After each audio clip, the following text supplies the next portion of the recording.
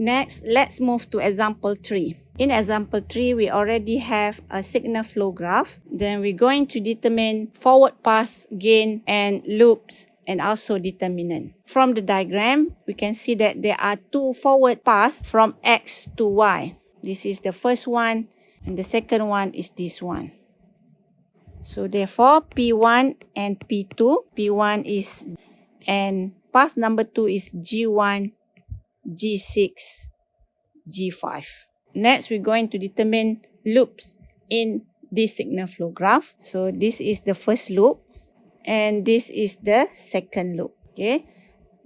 Then there are only two loops in this signal flow graph. So from there, we have L1 and L2. L1 is G2H1 minus, and second loop is minus G4H2.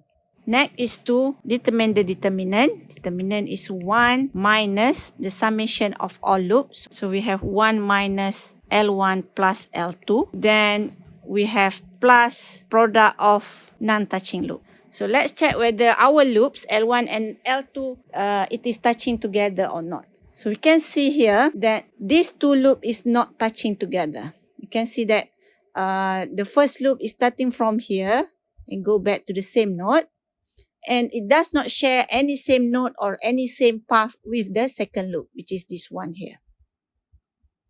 So therefore, L1 and L2 is considered as a non-touching loop.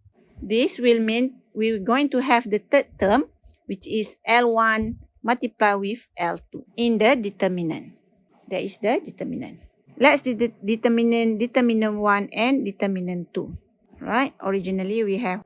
So now let's consider whether the loop 1 and loop 2 touch path number 1 or not. So we can see that loop number 1 is sharing the same path, same node. Same goes to loop number 2, same path and same node.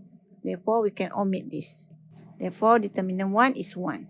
For path number 2, which is this one here. So path number 2, we can see that the first loop is sharing the same node here, and the second loop is sharing the same node here. So therefore, similarly, we can omit L1 and L2, which give us 1. Therefore, the final transfer function for this signal flow graph will become, so that is the final transfer function. Now, let's do the last example. So again, the first step is to calculate how many arrows that we have in here. So we have 1, 2, 3, 4, 5, 6, 7, 8. This is A, B, D, E, F, G. So we have R, A, B, D, E, F, G, C. It's 1, G1, 1, G2, G3, 1. Then we have a feedback from F to E. Then a feedback from C to D. Then we have a feed forward from A to C. Okay, now let's determine the feed forward. So we have two feed forward. P1 is G1, G2, G3. And P2 is G4. And for loops, we have first loop. Then we have the second loop. L1 is minus G2H1. And L2 is minus G3, G2, G3, H2.